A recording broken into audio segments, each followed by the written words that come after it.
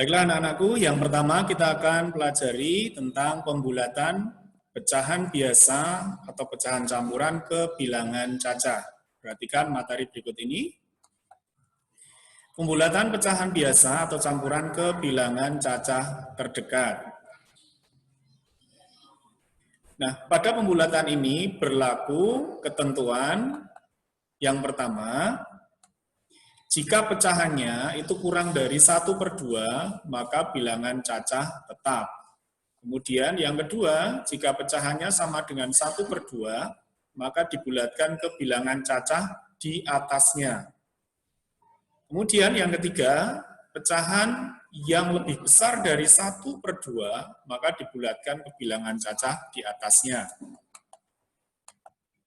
Perhatikan contoh persoalan berikut ini. Yang pertama, pecahan 3/2/5 akan kita bulatkan. Maka hasilnya berapa? Kemudian B, pembulatan dari pecahan 4/3/6 yaitu C, pecahan 12/5/8 jika dibulatkan hasilnya.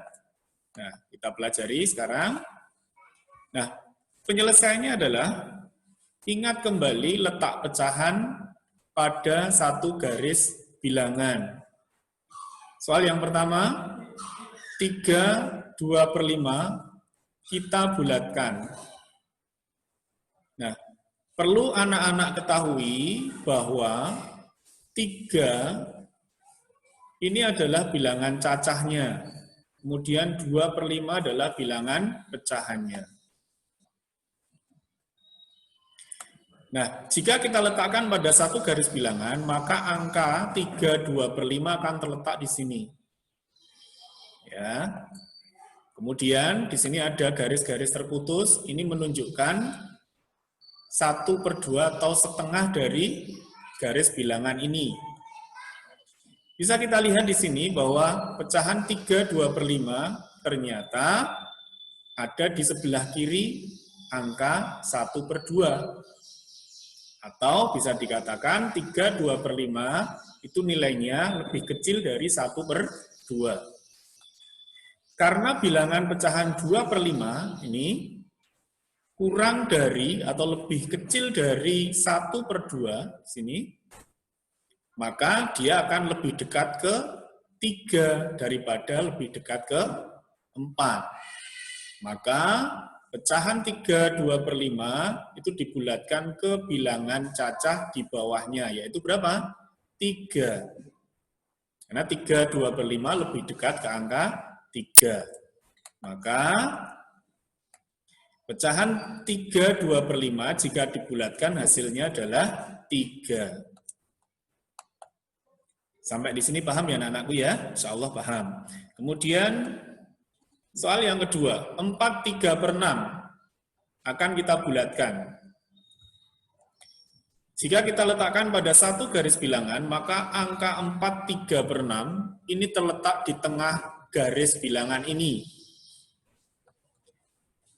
Karena bilangan pecahan 3/6 itu sama dengan 1/2, letaknya garis ini, ingat kembali pecahan senilai, maka bilangan 4/3/6 jika dibulatkan ke bilangan cacah itu akan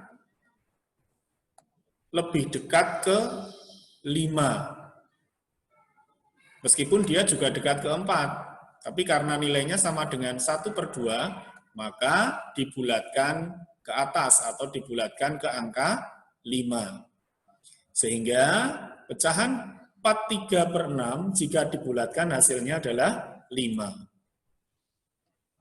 Berikutnya 12/5/8.